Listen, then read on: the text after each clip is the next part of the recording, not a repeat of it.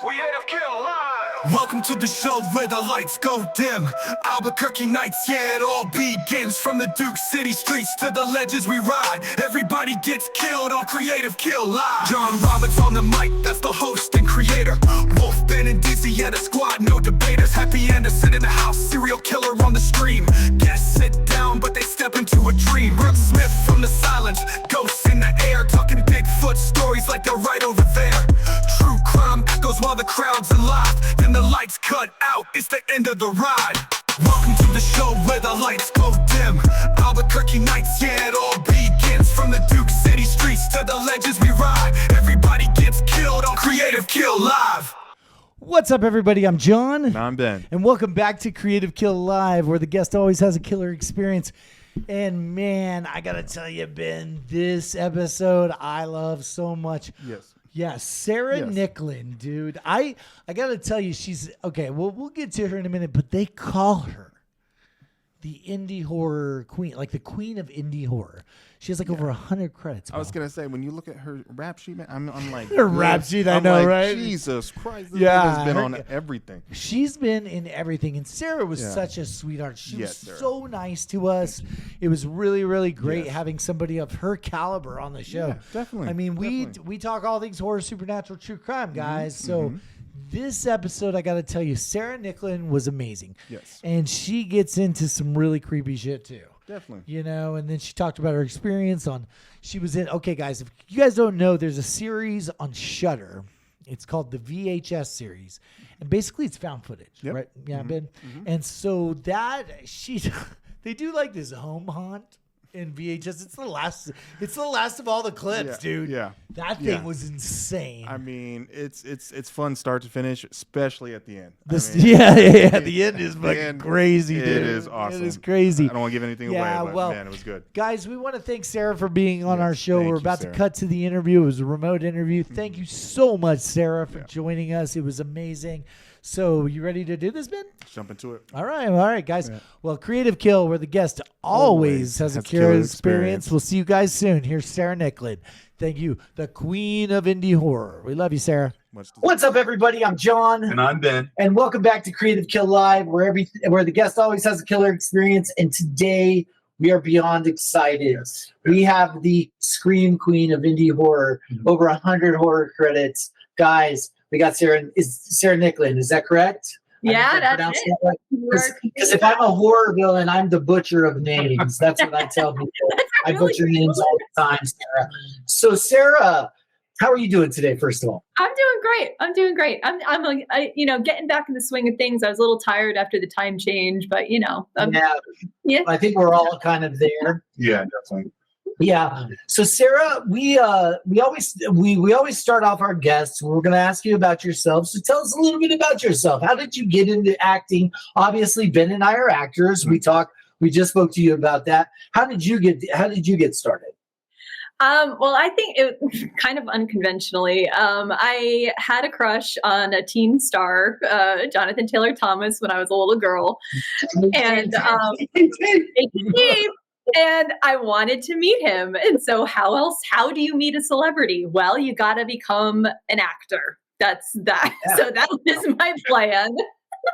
So I started doing plays in school as soon as I could. The first one I did was Bye Bye Birdie in 6th grade. And then I started taking theater classes when I was in high school, and then, went to college and studied theater and acting. And even though like my fascination with him didn't last the entire time, that is what got me into it. So you know what I'm saying? Yeah, exactly. There we go. We're all in that kind of, that same era. So tell us a little bit, how did you get into this horror thing? Because I mean, your credits, after I looked even on IMDb, holy, we curse. This is not a family show. Yeah. So how did you do that? You have a fucking lot of credits, girl. We love do. I mean, horror is a really loyal genre. That's the thing. Like, I didn't specifically try to do horror. I didn't set out to do it. I just wanted to act, and I didn't even really grow up watching a lot of horror movies because my parents wouldn't let me. So when my parents were the opposite. My mom was like, "Watch this," let's go. That's a better way to be, honestly. Yeah.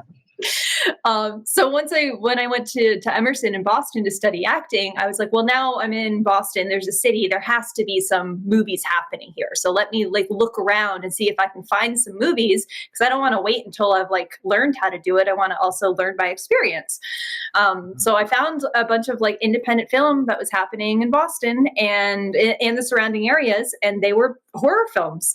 And I got referred to a local filmmaker, Richard Griffin, who was pretty big in the area. He did a lot of straight to DVD movies back when you could actually make money doing that. We can have a whole other episode about the film industry. Oh my God, yes. Oh my God. So, and those just, they all got distributed, and he really liked me, and he kept putting me as the lead in all of his films. And so people in horror started to know who I was from being in his films. And then they would start reaching out to me and saying, hey, you did that horror movie. Why don't you do my horror movie? And that's kind of that's it. That's like literally how it works. It's just because the community is so strong. So most recently okay, so this is crazy because I got to tell you, I didn't watch it till really last night on TV, Popeye the Slayer Man. Yes. Okay. I actually promoted that with that, them maybe not even knowing. Because that's when the trailer came out. So I did a little, it was like episode 5, right? Yeah. So I'm a big proponent of independent horror. So has Ben. We love indie horror. Okay. From obviously you see our buddy back there from Terrifier. I noticed, yep. Yeah, the Terrifier guys, Stream, Fuzz Off the Lens guys, those guys. And then we had, and then you did, I got to tell you, I want to get into that here in a little bit. We're going to get in the second half of the show about those 2 films. But you were also in one of my favorite franchises, which is the VHS franchise. Yeah, it's a good franchise. Yes. I got to tell you, the first time I saw the first one, I was hooked, completely hooked. Absolutely. The girl that plays the vampire in the hotel room. That's always the one. That's my favorite, like always in my head when I think VHS, that is exactly what I think of. Yeah, well, I think that's everybody. And then they have some really cool stuff. And you know what? It's also fun and campy and cheesy at times, but that's what makes it good. Yeah, exactly. That's what makes it good. It's supposed to be. Right. And so you did. We'll get into that. You're kind of a badass in this movie. Yeah. You're kind of a badass. We were just like, Ben and I sat there and rewatched your scene just before we got on this, and I was like, dude, she is badass. I was like, okay, sir, I see you. All right. Well, you ready to get into our final 3 questions? Let's get into the final 3. Okay, final 3 questions. We call this the final 3 questions, everybody. We are going to ask Sarah about stuff about horror movies and her favorite stuff in horror. So Sarah, first question is, what is your favorite horror movie? This is the hardest question. I know. So I always just say Silence of the Lambs because I love that film, and it is a perfect film, and it is so creepy, and like everything about it is absolutely perfect. But I also feel like it's not fair to pick just one horror film because there are so many different subgenres that you can't even really like compare, know? Right. Sarah, I don't know if you knew this, but what was it, episode 16, 15? We interviewed Brooke Smith. Oh, that's right. From Silence of the Lambs. Yes. Oh my God. Yeah, we did a whole episode on Silence, and she talks so much. There's so much information that nobody knows that she tells us about how long she had to stay in that freaking well. Yeah. About how, And she talks about, she calls him Tony, Anthony Hopkins. Yeah. They never did a scene together, but she also talks about how she got the part and who was Michelle Pfeiffer. Yeah. Michelle Pfeiffer was originally supposed to be the girl in the well. Oh, wow. Yeah, isn't that crazy? And Michelle Pfeiffer said, I just don't think it's for me, because she had something else going on or whatever. Brooke says it's in the interview. But she recommended Brooke, and that was Brooke's first acting job. Yep. Oh, my God. She had done some stuff before, but her mom works in the industry. I think, that's a lot of people get about nepotism and stuff. I'm not that guy. I worked for my dad growing up. So it's like, if your parents are in the industry, Jamie Lee Curtis, we can go down the line, right? It is what it is, because that's their trade. they're going to teach it. You're around it all the time. You know what I mean? So, but I mean, Brooke it was happens in other industries too, and people don't complain. Family-owned hardware stores. Let me tell you something. I think it just became this like hot button topic for a little while. Right. And then when Jamie Lee Curtis told everybody to go fuck off, yeah, she was like, go fuck off. She was like, it doesn't matter. And everybody kind of, it settled that. So thank you, Jamie Lee Curtis. Yeah. Anyway, all right. So our second one is, and it's, who's your favorite horror villain? So this goes right along with that. I would have to say Hannibal Lecter, just because Hannibal Lecter. I love Lecter. Yes. I love me some Lecter. He's in my top 3. he's Yeah. phenomenal, and I think he's far more scary than any of these like masked killers, like because he's so intelligent and he's just conniving and just manipulates you and like so fantastically performed. Yeah, and it's also just like that film is amazing. Yeah. I gotta also tell you something, a little fact about that film. They didn't think it was gonna do well. They thought it was gonna be like true. She says it. She goes, they thought it was gonna bomb. Yeah. And look at what happens. Right. You know what I mean? You never know. That's the thing. You never know like what people are going to respond to or not. There's Well, no- you're 100% correct. So I don't know who called him out the other day, but it's like they talked about Damien, Damien Leone and Terrifier. Like he struck gold. We never thought that the Terrifier was going to be as big. But I got to say, that's also about the VHS franchise too. Yeah. I got to tell you that it's gotten this cult following. What you just said, horror people love. I mean, our horror audiences love when they attach something. They're not going to let it go. So loyal. That's a perfect way to describe it. That's why there's so many sequels to everything. Yeah. Sometimes I'm like, can we just? Now it's about the time. We dumped the shark a couple times, but anyway, yeah. You want to ask your third? So Sarah, final one. Yeah. What horror movie just lives rent free in your head? Like whether it just dramatically affected you or scared the living crap out of you. What just lives rent free in your head? So I don't get scared a lot by horror movies anymore. But the last one that really did affect me and really scared me was Paranormal Activity. And that was Hold on, pause, cut. Hold on. What's up? Oh, okay. Sorry. Okay, we can go. was that perfect timing? Was there like a knock with Paranormal Activity? Go ahead. Right. So go back again. Say it again, Kurt. Yeah, go for it. Yeah. Reset. So Sarah, what movie lives rent free in your head? Like what movie just dramatically affected you? I guess you could say. I think the one that really had a big impact on me would be Paranormal Activity. That was the last movie that I can remember that truly scared me. That is mine as well, Sarah. I mean, I'm air fiving you right now because damn, man, that movie scared the crap out of me. Yeah. I was scared to stand next to my bed for like a week after watching that movie. And I gotta tell you the hype behind that thing. There was 2 movies.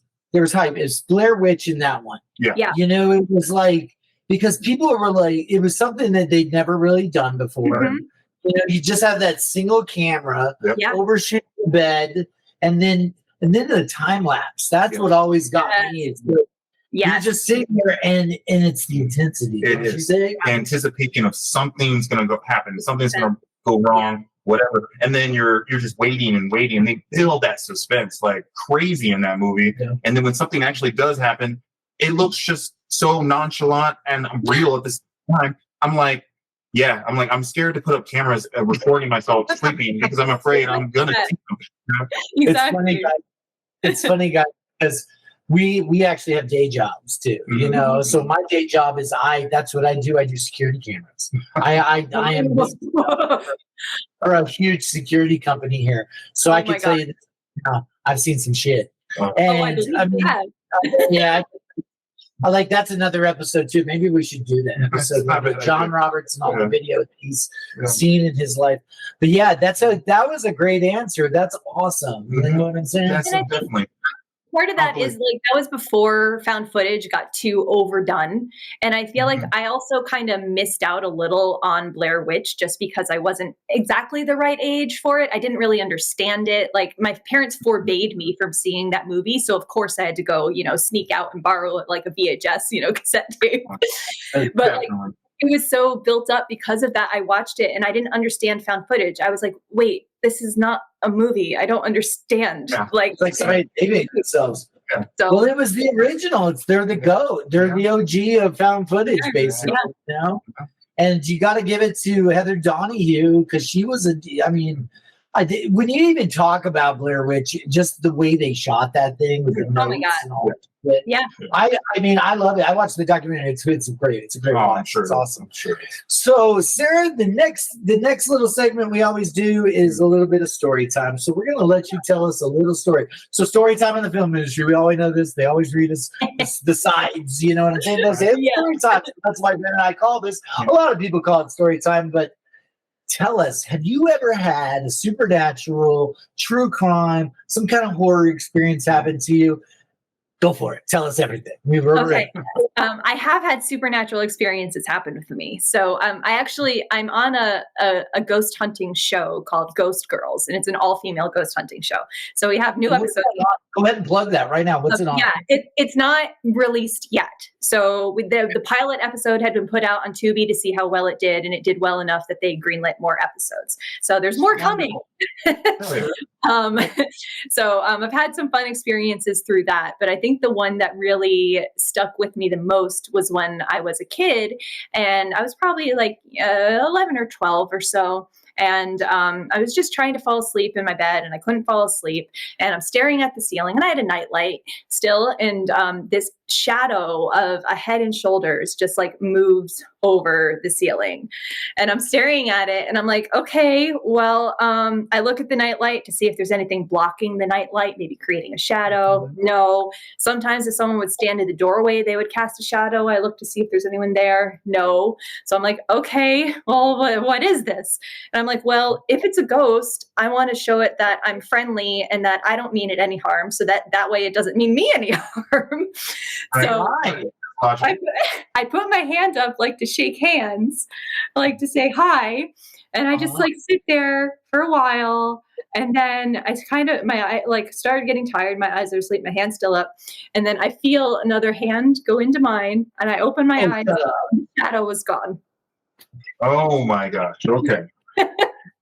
Yeah, that's maybe it was just being like, hello, sir. Yeah. No, that is look, just the feeling of that is creepy. We get a lot of really, really weird stories, but this one is kind of this takes the cake. I think that's pretty top tier. Yeah, top tier. I mean, I've got some. We've had some guys come on, they tell us some stuff, and we're like, yeah, okay. But that right there, that's creepy. That's my best ghost story. Even with all the stuff I've done on the ghost hunting show, nothing is compared to that. Right? Yeah. That's so. Let me ask you. Can I ask you about the ghost hunting show? Sure. Is it? So where do you guys do that at? Where are you shooting that at? So lots of different locations. The first place that we did was the Glen Tavern Inn, and then we did the Harris House, and then we did Mentryville. So we've done like a couple, different spots, just to kind of get it going. And the kind of idea behind it is that it's a little more like entry level than some of the other like ghost hunting shows. So there's one woman on the show who Ashley, who used to be on, I think, Ghost Adventurers. So she's like the most experienced ghost hunter out of all of us, and the rest of us don't really have a lot of experience with it, but we're completely open and interested in it. That's great. So we go into it, and we all have our legitimate different points of view.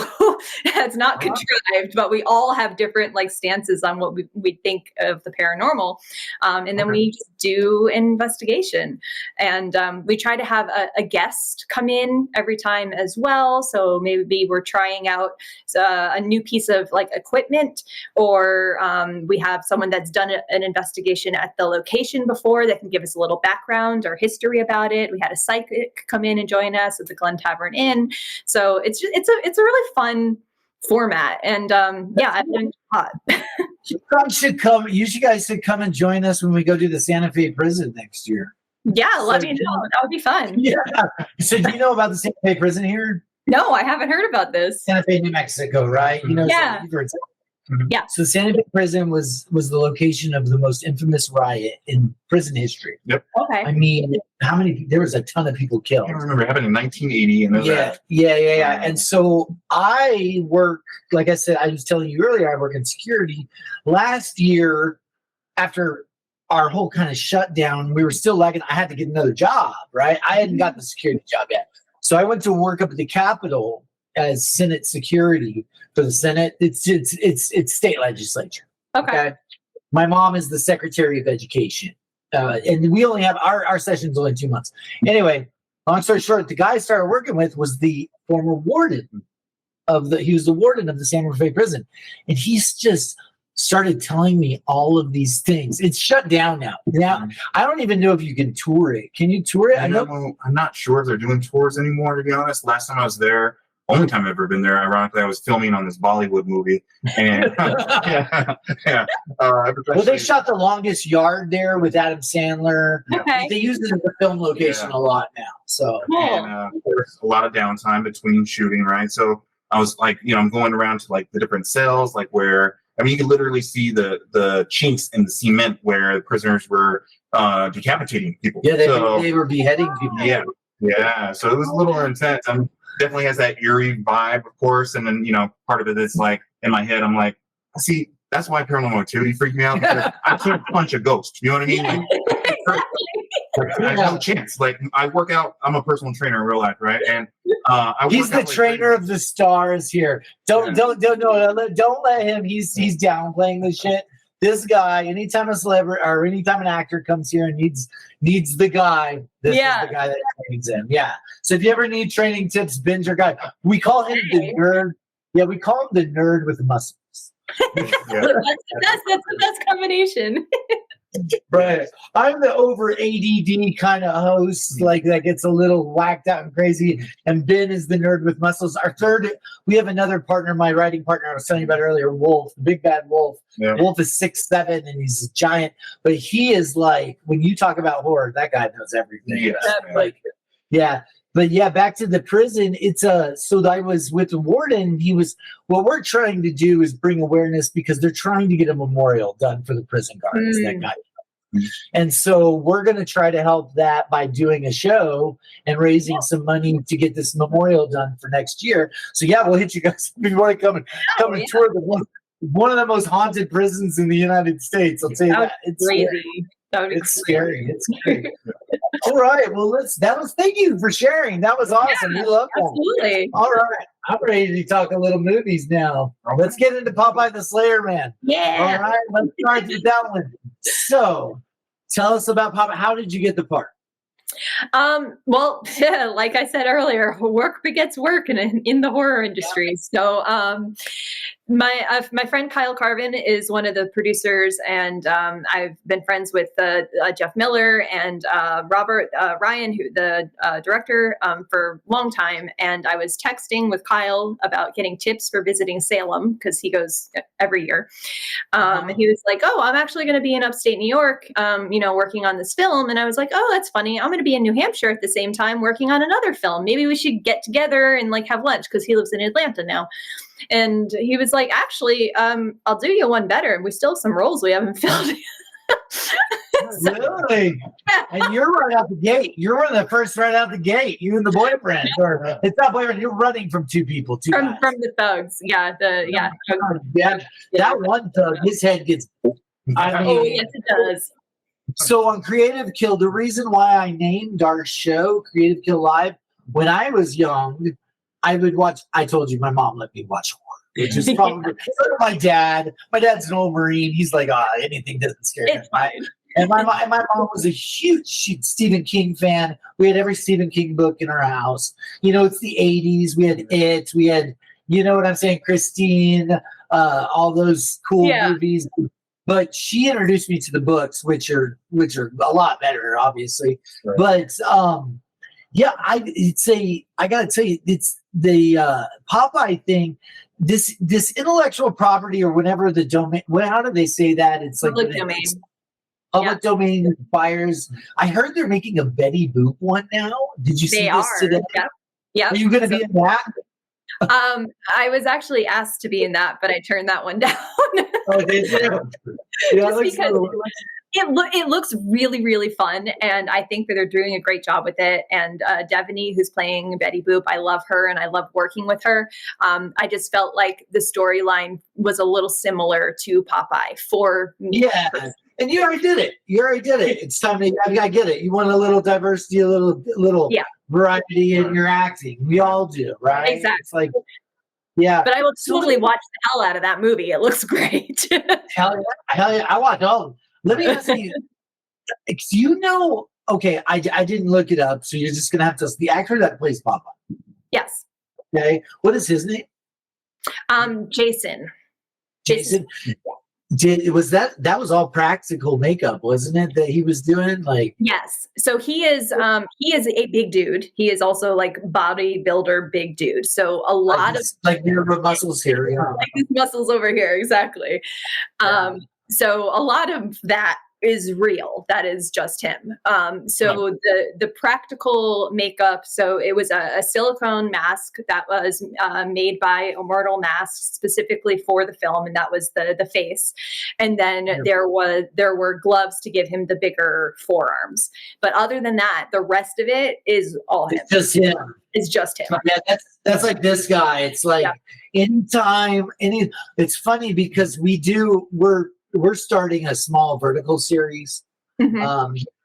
I'm practicing. I'm directing my feature film, but I'm practicing now because I'm an actor. Of course, I've been directed a million times, but I want to get into my directing chops now. And I direct the show sometimes. I've got more guys that help us, but yeah, I love that kind of stuff, man. I love anything. Yeah. Well, any type of practical effect. I mean, CGI is just so, overinflated that it's just And with the style of movies like Terrifier and like what was it, Screamboat? Were you in Screamboat? I was not in Screamboat. No. Okay, I just didn't know if you were in that. It's a lot of fun. They're fun horror, is what I tell people. Yeah. Like if you're going into this thinking this is going to be a serious thing, get out. No. This is blood, gore, fun. Just let's all turn our brains off and be able to watch this thing. Exactly. All right, I got to get into my. So now I'm a little nerdy now. I got to tell you, because Ben nerded out the last episode. And I told him how big of a fan I am of this franchise, VHS. Yes. I mean, I got to tell you, I love the VHS Halloween. I love every single one of them. I love it. And we kind of just touched on that a little bit. Right. Some of them are really kind of creepy and scary. And then some of them are just exaggerated and fun. So let's talk everything for everyone. That's why I think that's why the franchise is so great. There's something to appeal to everybody in them. Yeah, I've got some questions about it because I've never really been able to speak to anybody that's worked on this franchise. Yeah. But like, okay, let's go to your I guess you would say your segment of the VHS part. Yeah. How long did that take to shoot? So it was shot in 5 days. We had 5 days to do everything. That's what we thought. Yeah. Okay. Yeah. 5 days. All right. And you tell everybody your character. So I play Nancy. She is the mom in a family that does a home haunt every year. And our teenage son doesn't really want to do it anymore. He's getting, made fun of at school. And so this is going to be our last year. And we get a record that we don't know is haunted and play it. And it makes the maze come to life. And then we have to go through a gauntlet of the now real life monsters that were previously the fake monsters that we'd created to get out of the maze. It was fantastic. Thank you. I mean, I saw it when it came out. Okay, I saw it when it came out, and that's kind of how I connected with you on social media and all that. Yeah, with Sean, everybody. Yep. But I fucking loved it, and I kept telling Ben, I was like, "Wait till you see this. Wait till you see this." From the beginning. First off, I gotta tell you. So the dad and the son, they go into this like a thrift store or prop store. Whatever. I'm a huge thrifter. That's one of my hobbies. Oh, okay, yeah. But I do exactly what they were doing. I go through and I look at creepy shit. I send him pictures all the time. Yeah. All the time. I'm like, dude, check this out. I was like, do you think we need this? And he's like, not another scary doll, John. I mean, look, we've got where's our ventriloquist dummy back here? I see it in the corner. Yep. Little buddy, yeah. And then obviously they come back and the home haunt. Mhm. And first off, I got to tell you, Rich is an asshole. Whoever Rich is. No, I'm just kidding. I love that. I love what You're they so did good. with that. Yeah. Yeah, He's that, so good. that actor, he played it perfect. So well. He reminded me kind of like of my dad. You That's, know, who's that's Go ahead. Rick Baker, the legendary effects artist. You're right. Holy shit, I didn't even click that. So, which kind of makes it even more amazing that you Sorry, have Rick. like Rick Good. Baker going through and being like, "This looks like shit." Golly, I didn't even put that together. Yeah. Oh my gosh. Oh my gosh. Now I feel like an idiot. That's okay. Anyway, but then he gets jacked by that Yeah. ghost. Like, and then the blood. Oh my gosh, just like everywhere. But then they move on and we go into was the crypt Like the The crypt is area. next. Yeah. with the zombies and Uh-huh. then that little bumblebee. With Bumblebee Boy. Oh my god. I was just like, oh my gosh, I love all the practical stuff in this. Yeah. It's just All practical stuff. practical. Exactly. It makes such a big difference. It Who, does. who It really did does. who did the effects on that? Do you know the company? Was that Um, Rick? there were a couple different people. I know. So the directors, Micheline and RH, have a lot of friends that work in the industry. I know her first name was Carly, was one of them. Huh? Like a couple different people, because there was a new and different head to toe creature, full body makeup every single day. So there was like an army of effects people that were working to make all of this come to life and happen. What is that like when you're like you said a new creature every day? You're just coming to work every day like what the hell? Yeah. Here we go now. Yeah. Okay. One day we have, we have the witch. Another day we have the executioner. Another day we have the ghouls. It was just like, it was insane. It was Yeah. absolutely incredible. That's insane. It's so awesome. Then we got to get to a little bit. You become a little bit of a badass in it. I do. I do. You do. I can tell you, girl. You can wield an axe. I'm saying. You know, I can't really get into who else we just talked to. Well, I'll tell you who it was. We just can't get into our interview because the movie hasn't come out. But we just interviewed Ruby Modine from Silent Night, Deadly Night. Oh yeah. Yeah. Yeah, Cool. Matthew Modine. She's Matthew Modine's daughter. I did not Yeah. know this. And I worked with Matt out here on Stranger Things. Oh, cool. I was a stand-in for a day with him. I just wanted to be on that set, Sarah. It was. Oh my God. I know. It's incredible to watch. Like when you see the stuff that Netflix does out here, and I'm not shitting on anybody else, but they build what they. I mean, they built. There was a show. I think it got canceled. I think they're moving Scrubs, the new Scrubs, into this studio, but it was called Pulse, Mhm. and they built an entire fucking hospital inside of the sound studio. Oh my I God. mean, oh no, it had corridors, it had a lobby, it had stairs. I mean, it was insane. And I think, and it just didn't do well. There's been some things on Netflix. We all know this. I mean, we work with them all the time, and they know it too. But it's like, That's actually how John and I linked up. yeah, we tell everybody this. So there was a show called Obliterated. Okay. Okay. I've never heard of it. In Netflix. Yeah, not not a lot of surprised. people did. Not surprised. And I met Ben and I. That's where it was kind of like Step Brothers, where he's like, "Did we just become best friends?" Right. You know, because we were playing these commandos, and we're just featured BG, but we were with the main characters, right? So we're their support gunners. Mhm. And so I just walked. We were in a honey wagon, not honey wagon, sorry, a lunchbox. And Ben sits down, and I'm by myself, and I just looked at him, and I was like, "Hey, man, you want to be friends?" And just hang out Yeah. because they did this big task force briefing scene, but we got separated because they took us out to take pictures with us, and that's how we met. Yeah. So, and then I'll be honest with you, cannabis is legal here, and so I asked Ben. I was like, "Hey," I was like, "Do you want?" Or Ben asked me, "Do you want to smoke some weed?" I was like, "Yes." And then you become very best friends. That's it. And we found out we loved horror together. But back to VHS. So VHS, I gotta say, I think it's the best found footage thing that's going on right now. Oh yeah. I really I totally I agree. And think it's less consistent as well. I mean, like, sure, It is. there's some, films that are people respond to better than others, but you generally know what you're going to get. And that's why people love it so much and why they get so excited whenever there's a new VHS movie coming up. Right. And then how did you get that? Can I ask you? Yeah, that was another one. So I did audition for a different segment in a different role, and I booked that other segment and another role in another segment. However, the segment that I did end up doing, Home Haunt, which is directed by Micheline and R.H. Norman, who are good friends of mine. I've been friends with them for a long time, and I'm big fans of their work. And when they got VHS to be the directors, they were like, "We think we have a role for you if we can get you in." And then that was pretty much it. And so they just said, "We want Sarah," and everyone was like, "Okay, it's Sarah." So There you go. it was amazing. Where did we shoot that? Where was that shot at?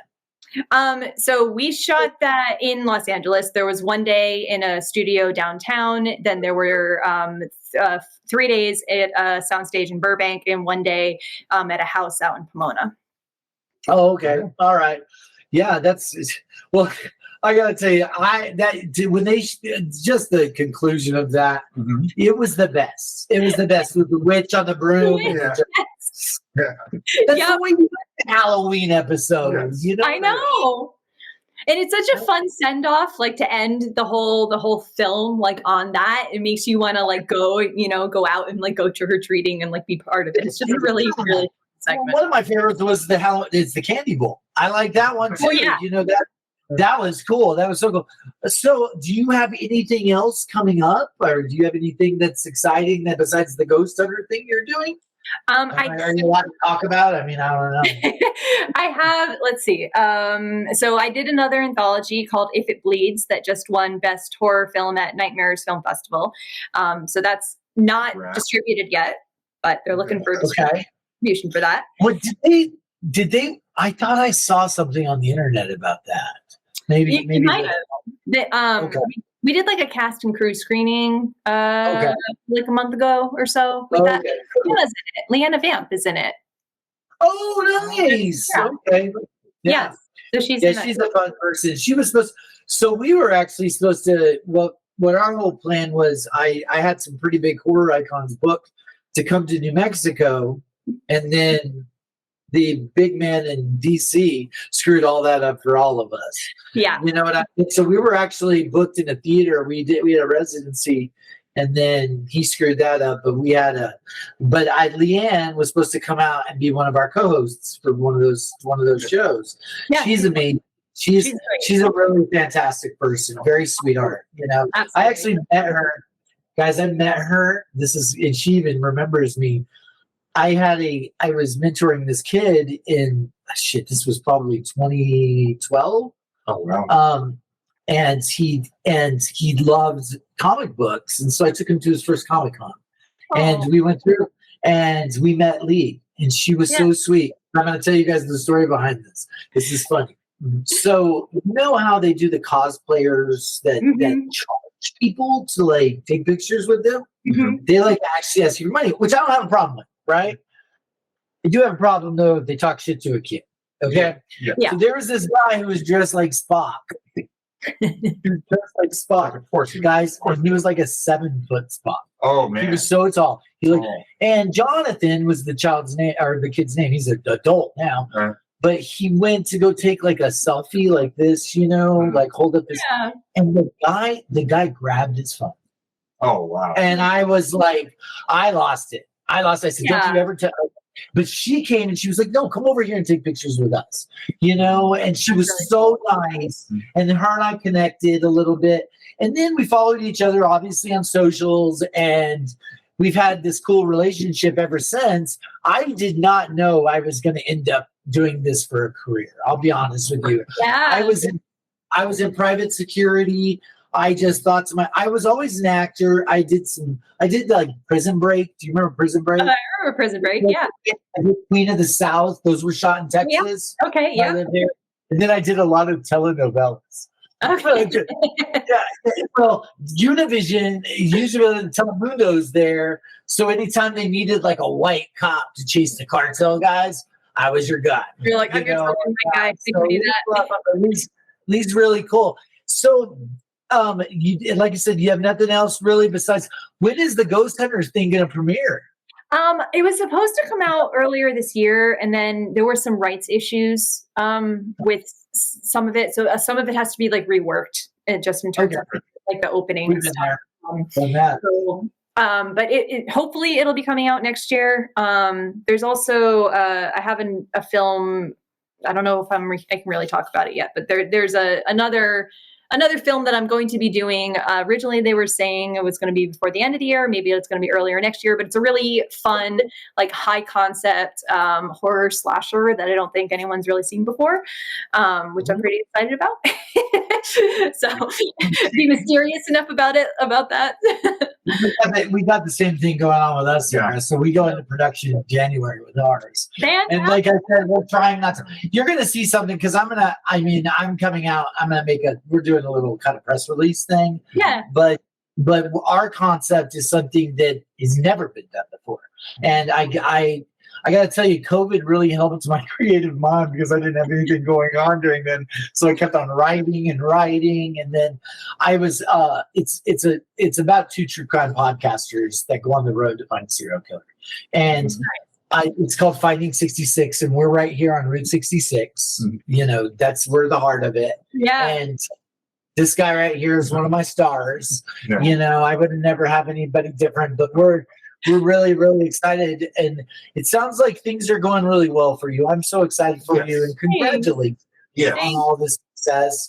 I got to tell you, and I tell everybody this is where I get a little deep. Okay. I really do, because this industry is brutal. And people, what would you tell younger actors? What would your advice be? Because I get it all the time. What would your advice be to a younger actor right now that wanted to jump into horror, get into all this stuff? What would you tell them? That's funny. I actually did an interview earlier today with my middle school. A teacher there had me virtually come and talk to some of the kids, and they were asking that same thing. And so I feel like, number one, you have to really love it, and you have to love it for the craft of acting, not for wanting to be famous, because you're not going to be famous. It's not going to happen. Get it out of your head. So you have to do it because you love to do it. You have to fall in love with the process of auditioning, of acting, of just being able to do that for you. Because if you put any sort of self-worth on booking the role or not, it's going to destroy you. You can't. Yes, 100%. 100%. Also, find creative collaborators that you like to work with, because it's really like who you're working with. And I said that all the time. Do stuff for fun. Work with the people that we did. We started this stupid show for fun, and look what happened. You know what I mean? It's and that's my thing. It's like, I tell these younger people also, I'm like, get on a set too. Do something. Yes. Get on a set. If you got to be a PA, if you got to be a boom op, you got to do whatever. Just get on a set and learn the process. Yes. Yeah.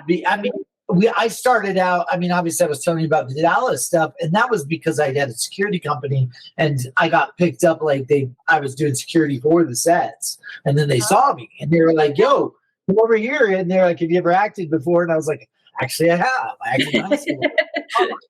And they were like, okay, great. Then they're like, stand over here, and I was just an extra, Yeah. And Ben too. Ben was a football player. It's I was a football player, a track guy, got hurt, tore my Achilles tendon. And, my parents actually put me into acting school and modeling school when I was young, because I was aggressively shy. I'm huge introvert. And, a lot of actors are introverted. Ironically enough. I'm not. No, there's exceptions to the rule. No. But, I'm that crazy guy. But they put me into acting and modeling school, and I fell in love with it from that standpoint. And that would kind of broke me out of my shell, right? Made me a little more outgoing and things of that nature, right? But I still wanted to play sports. So I was like, I'm going to do this college thing and see where this goes. Hopefully NFL. No, that didn't happen. Got hurt. And got slapped with real life. But then, fast forward, years later, like over a decade later, I hear they're casting for Logan, and I'm like, well, you know what? Why not? I ended up getting casted for one of the mercenaries in that film. And then it was just a snowball effect after that. You know, I got casted for other various military law enforcement. Yeah, that's us. We're the military cop guys here in town. They call us all the time. So mine was better called. Perfect. I mean, that's the thing. Like and that's the same thing with me being in horror. People know you for doing something. They know that you're reliable and you're professional and you show up on time and that you're not going to cause a problem and you're just cool to be around. And that's it. Yeah, that's the other thing I tell the young people. I'm like, just don't be dramatic. Yeah. No. I'm like, you know, and that's us being older people too, Right. because you know, I have a daughter. She's 10, and everything's dramatic. You know what I mean? She said, Yeah. And I think that goes until you're about 25, and then you start Calming down. getting life a little bit. Yeah. Well, that's great, Sarah. Thank you for answering that question. Well, Sarah, we're gonna close out the interview today. Thank you so much for coming on, guys. This was Sarah Nicklen, everybody. Truly. We want to really appreciate it. Okay, Sarah. We're gonna cut real quick. Okay, Sarah, this is the part where we tell you. All right. okay. So I'm gonna go back to this. I'm gonna plug 2 of our sponsors real quick, and then after that, Ben's gonna say, "Hey, Sarah, by the way, you're gonna think we're gonna, and we want you to kind of react to us, Okay. right?" So and then we're both gonna say you're one of the lucky ones, and we're gonna give you this serious look into the camera. Yeah. And then yeah, we both do it. And then after that, just kind of like, and it's it'll cut, and then it goes to creative kill. So it'll be a lot of fun. All right, you guys ready? Yep. Let's go. Okay, you ready, Sarah? I'm ready. Ready for the All right. judgment. Yeah. So anyway, yeah, Sarah. Everybody. This is Sarah Nicklen. We thank you for coming on. Sarah, you you were so a great guest. Yes, Thank you. were This a was a great- lot of fun. Seriously, I want to tell you this. This is 100%. We are inviting you when we move to Burbank. We would love you to come and host one of the shows. Please. I would love to. Absolutely. Okay. That'd be Come great. on. We'll bring on another horror icon so you can question them this time. Right. Okay. But we've been dying to get some female blood with us. We've had a couple. We have Chelsea Dodson here. She's power slap. You know where they slap the shit out of each other? Yeah. Have you ever seen that? I've seen it. It's terrifying. Oh, it is. Hey, look up Chelsea's clip though. Okay. The last time she got her nose broke. They broke her nose. They call it palming, where you like hit somebody. Oh, 'cause you hit You're them. supposed to hit them with this part, not this, and they broke her nose. It's really cool. But yeah, Chelsea's great. Yeah, So, she but slapped me as well. Actually. she did. Well, yeah. If you look at her episode, we actually, yeah, her and Ben got to do a little power slapping. Yeah. But anyway, yes, we want to thank you for coming on, Sarah. You are so great. This is a blast. Congratulations on everything, and we really do appreciate this. Everybody here at Creative Kill, we want to plug 2 sponsors today. Our sponsors today are going to be Duke City Toys and Gamers Anonymous. We thank you guys, Duke City Toys and Gamers Anonymous. Thank You guys, all things toys, all things video games. If you're here in Albuquerque, go see them. We appreciate it. And that's about it, Sarah. We thank you. Thank you. So, Sarah, just wanted to let you know you're one of the lucky ones. Whew.